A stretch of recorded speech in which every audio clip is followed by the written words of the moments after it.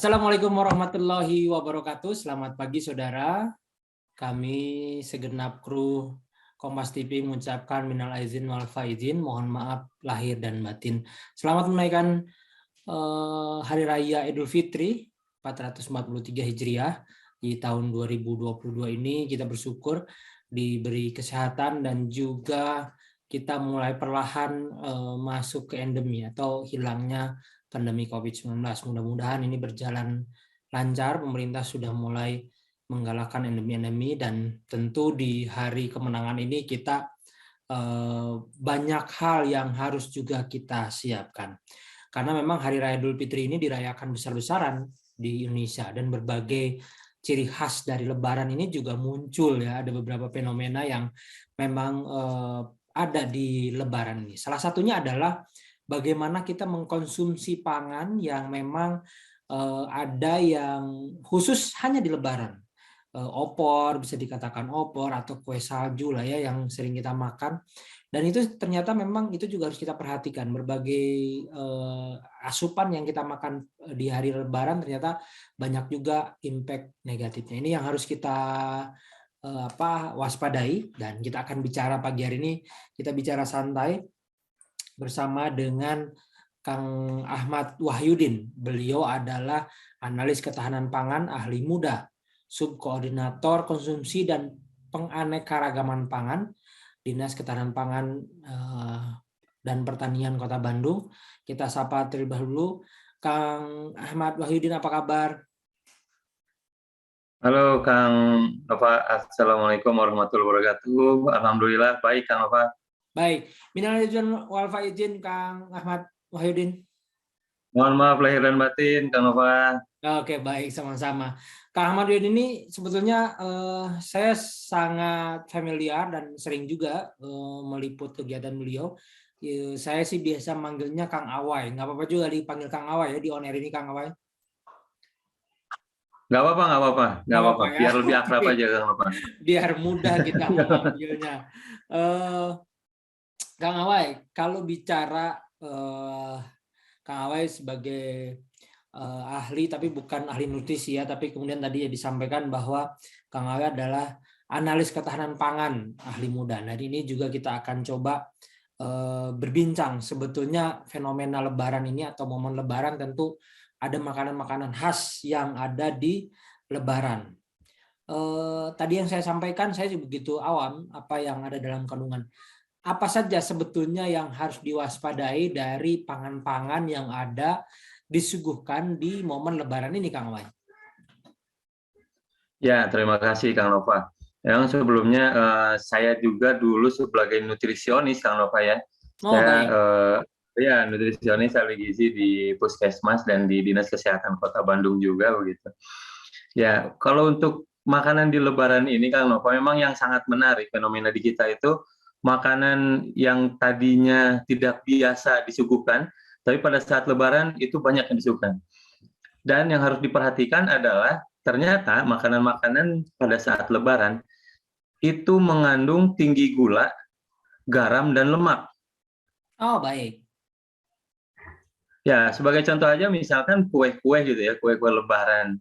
Itu kan banyak kue yang dari coklat, atau kue-kue lain yang memang berbahan dasar dari gula, permen gitu ya. Itu tinggi gula. Dan ketika tinggi gula, maka banyak hal yang harus diwaspadai gitu kan. Dan garam dan lemak pun juga sama gitu ya. Garam dan lemak juga sama tinggi. Karena makanan-makanan yang tadinya jarang, seperti rendang itu kan biasanya kita cuma ada di rumah makan Padang gitu ya, atau jarang-jarang, atau di hajatan. Tapi ketika Lebaran hampir setiap rumah itu bikin rendang, begitu. Baik, jadi saya juga membaca tulisan Kang Awai ini, memang yang Lebaran bukan ajang balas dendam makan. Itu yang memang saya baca, dan kemudian menarik juga bahwa ibu-ibu terus kemudian emak-emak menjadi chef-chef handal nih di saat Lebaran ini. Ini tentu memang menarik. Jadi bukan berarti Lebaran ini jor-joran semua bisa dimakan, Kang Awai, kalau begitu ya? Ya kan kalau di kita itu kan biasanya alhamdulillah gitu ya, pas pada saat Ramadan itu alhamdulillah saya turun kiloannya gitu atau timbangannya. Berapa kilo? 2 kilo. Tapi pas Lebaran 1 hari, 2 hari, 1 minggu, ternyata udah naik lagi. Berapa naiknya? 3 kilo. Wah itu kan sepertinya hal-hal yang memang harus diwaspadai juga gitu. Kalau bahasa kerennya itu menjadi lebaran gitu ya, lebaran pada saat lebaran gitu. Jadi lebaran hanya tidak hanya dikonotasikan sebagai lebaran, tapi juga menjadi lebaran gitu. Nah ini memang fenomena-fenomena yang ada di Indonesia ya salah satunya disebabkan oleh pola konsumsi yang memang berubah. Pada saat Ramadan makan 2 kali, bahkan kalau setengah bulan terakhir itu biasanya kan makannya juga semakin males ya Kang Nova. Ya, Sahur aja males, buka juga seadanya gitu. iya betul. Jadi pola makan berubah, pola konsumsi berubah. Tapi pada saat Lebaran merasa mentang-mentang dia sudah menang 1 bulan berpuasa, akhirnya wah saya bisa makan apa aja nih gitu. Ya udah semua dimakan. Datang ke silaturahim misalkan ke tetangga, wah ada kue nih cobain ya, makan. Datang lagi tetangga lagi. Bayangkan aja kalau misalkan ada 100 tetangga lah, belum lagi ke saudaranya gitu kan. Itu Iya baru betul. tetangga, belum lagi kumpul saudara.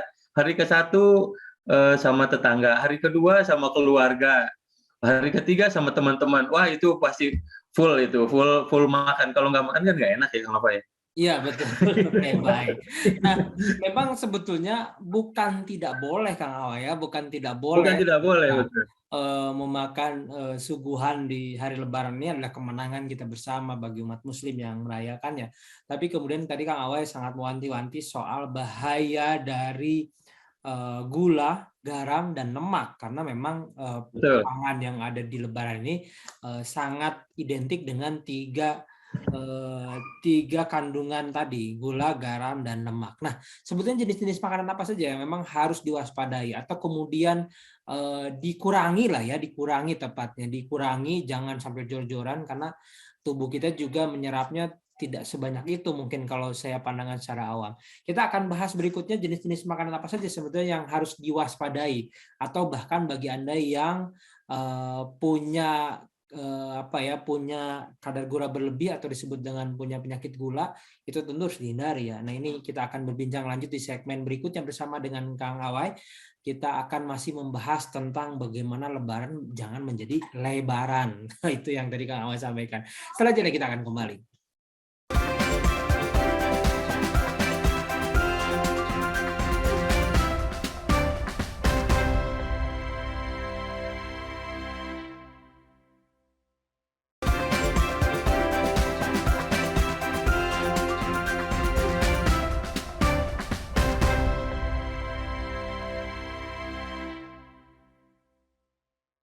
Terima kasih saudara, masih bersama kami di momen Lebaran ini. Kita akan masih membahas tentang bagaimana Lebaran bukan ajang balas dendam makan, atau Lebaran ini jangan jadi lebaran, jadi melebar kalau kata Kang Awai tadi. Kita masih berbincang dengan Kang Ahmad Wahyudin atau biasa dengan kita sapa dengan Kang Awai.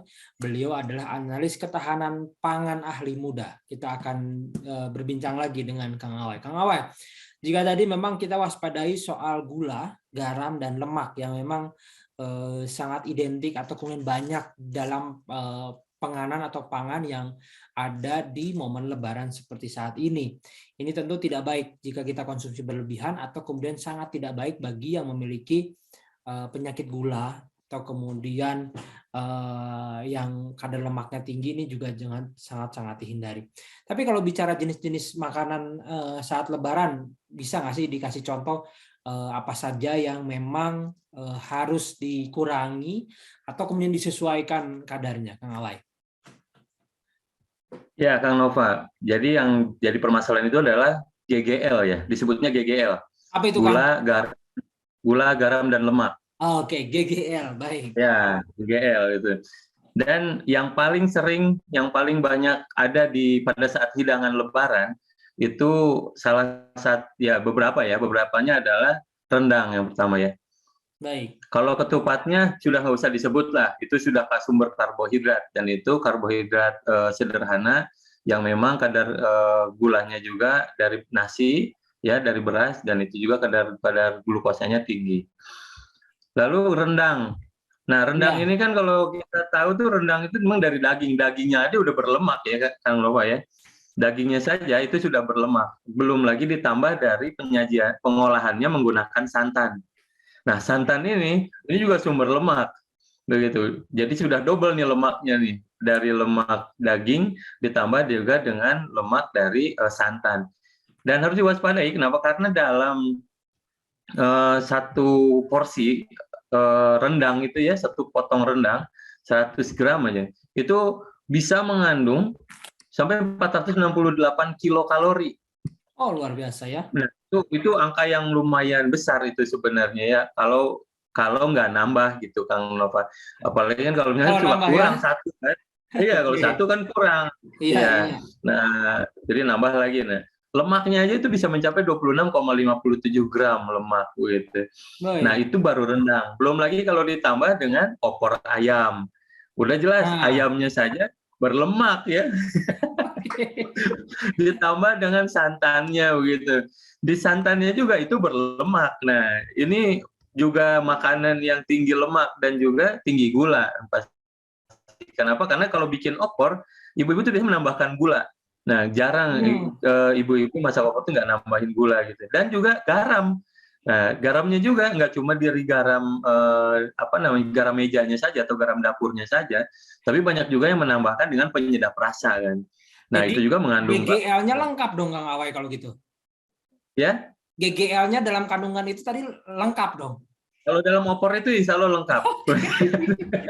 Mana saya Ya, tadi tadi belum pagi lagi makan opor ditambah. lagi ya. Iya.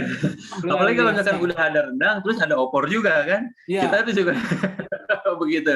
Nah, ada lagi semur daging. Ya, kalau ini memang kadar lemaknya bisa dibilang agak kurang ya, karena kan nggak pakai santan.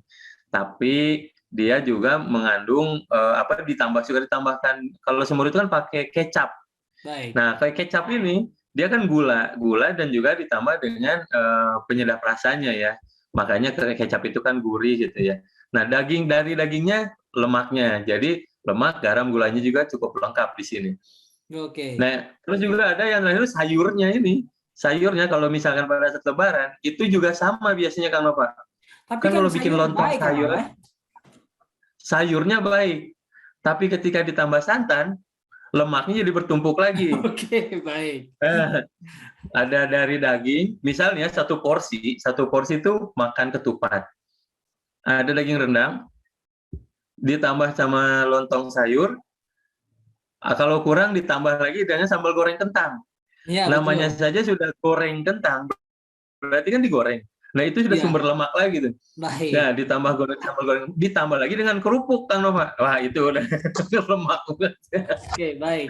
Nah, terus dari makanan-makanan tadi yang Kang Awai ternyata menakutkan juga kalau kita tidak kontrol dengan baik ya. Tapi Nah, ditambah betul. dengan ternyata dari tulisan Kang Awai ada kue-kue mulai dari nastar, kastengel, putri salju, ternyata itu juga banyak mengandung zat-zat yang memang kalau tidak kita kontrol juga tidak baik begitu ya Kang Awai ya. Ya, betul. Jadi sebenarnya tidak, ya itu pada saat Lebaran ya, semua makanan khas Lebaran itu keluar. Kue tadi itu makanan pokok ya, makanan yang banyak di negara kita ya, di Indonesia, terutama di kota-kota besar itu dibuat yang tadi.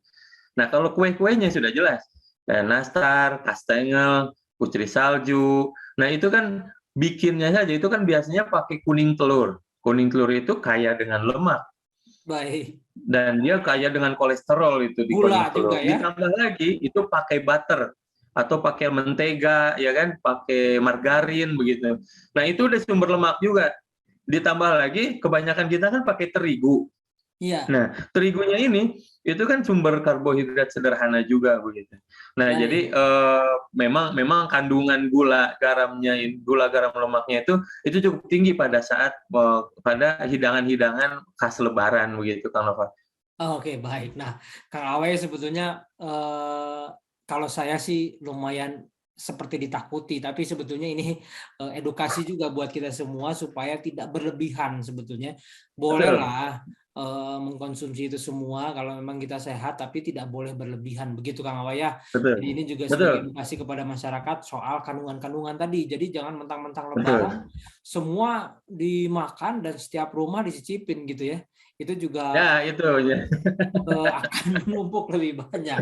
Baik, Kang Awai. Tapi tentu kan ini semua harus ada solusinya. Kang Awai juga jangan memberikan stressing juga kepada masyarakat. Aduh, ternyata iya ya, banyak itu banyak ini. Kang Awai juga harus bertanggung jawab bagaimana tipsnya supaya tetap sehat. Itu yang penting di saat Lebaran ini. Bagaimana kita akan bahas di segmen berikutnya bagaimana tips untuk tetap sehat saat Lebaran agar tidak lebaran kalau kata Kang Awai begitu. Setelah jeda kita akan kembali.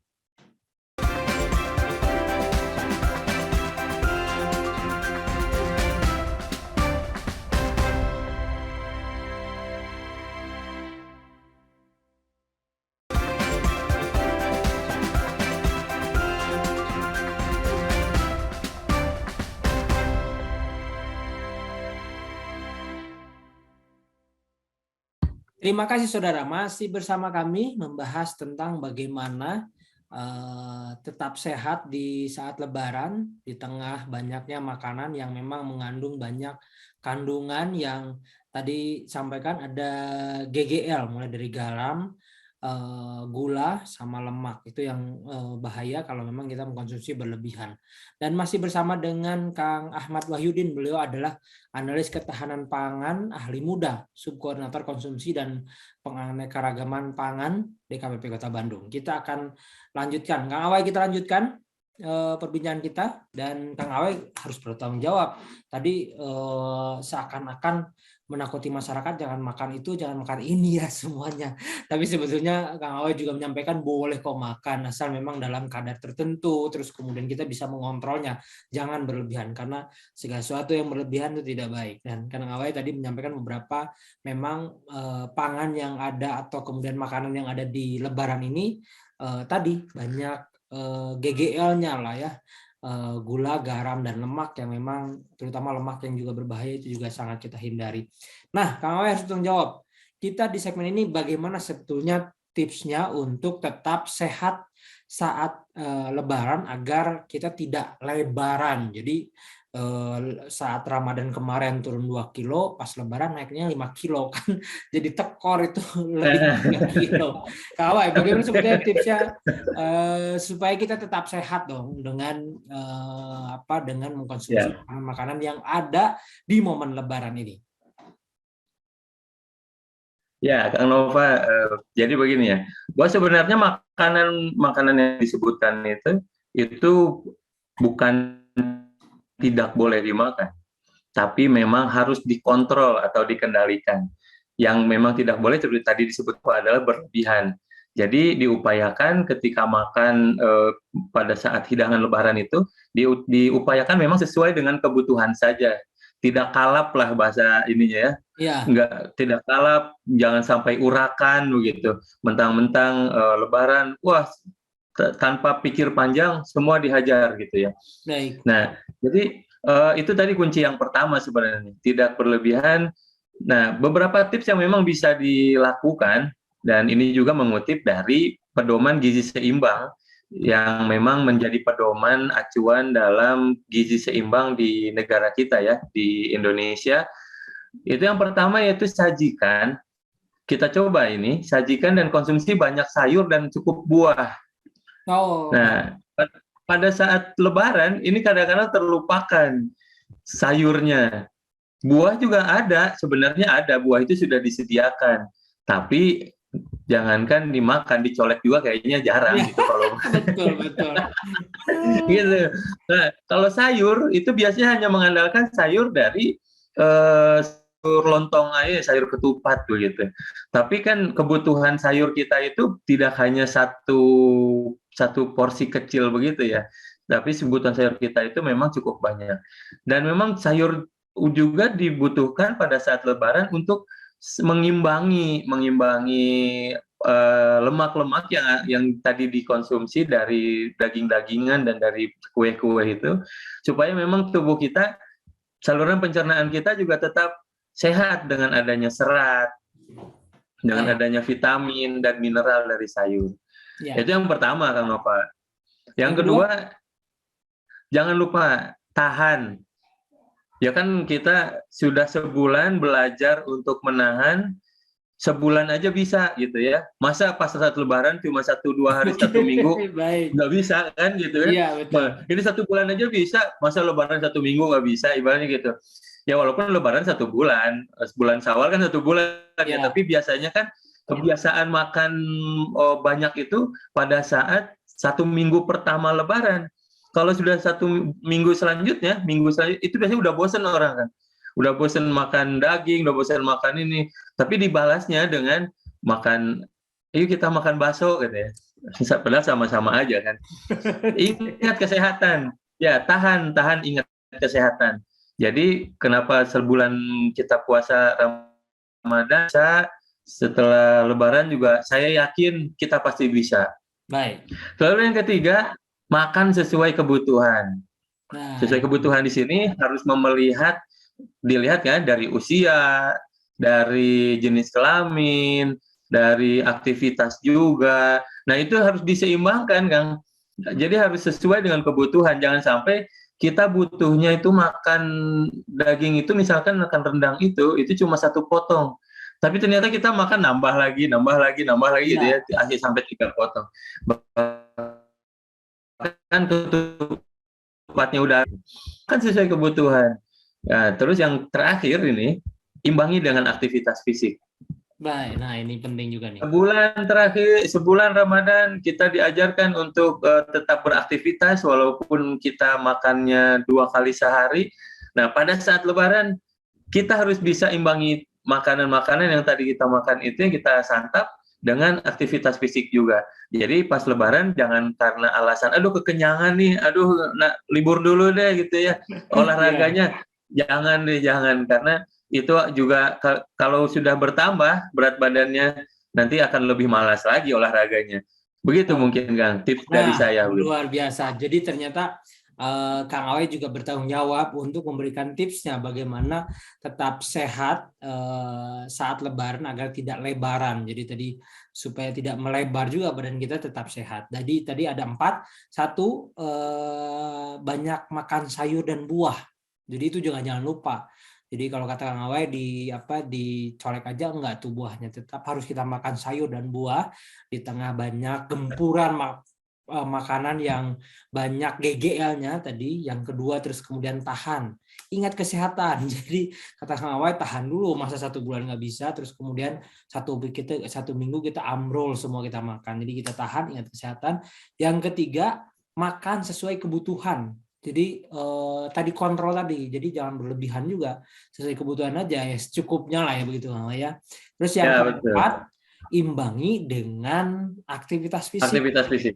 Nah, ini juga ternyata penting. Jadi kita jangan lupa juga olahraganya tetap harus dilakukan untuk mengimbangi semua masukan atau asupan makanan yang tadi mengandung GGL tadi, gula, garam, dan lemak, terutama yang Lemak. terakhir itu lumayan berbahaya.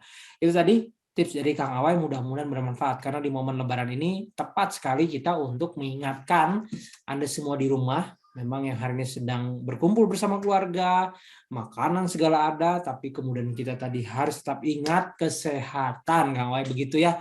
Terus kemudian sayuran penting untuk kita makan, terus kemudian tadi ada juga sesuai kebutuhan saja, dan aktivitas fisiknya juga harus dilakukan. Kang Awe, terima kasih atas waktunya.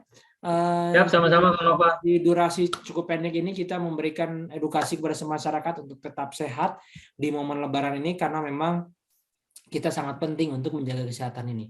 Kami sekali lagi terima kasih. Mudah-mudahan informasi ini bermanfaat bagi Anda di rumah. Sekali lagi kami mengucapkan selamat Hari Raya Idul Fitri 1443 Hijriah. Saya dan Kang Wai tentu mengucapkan minal aidin wal faizin, mohon maaf lahir dan batin, dan selamat berkumpul bersama keluarga. Terima kasih. Assalamualaikum warahmatullahi wabarakatuh.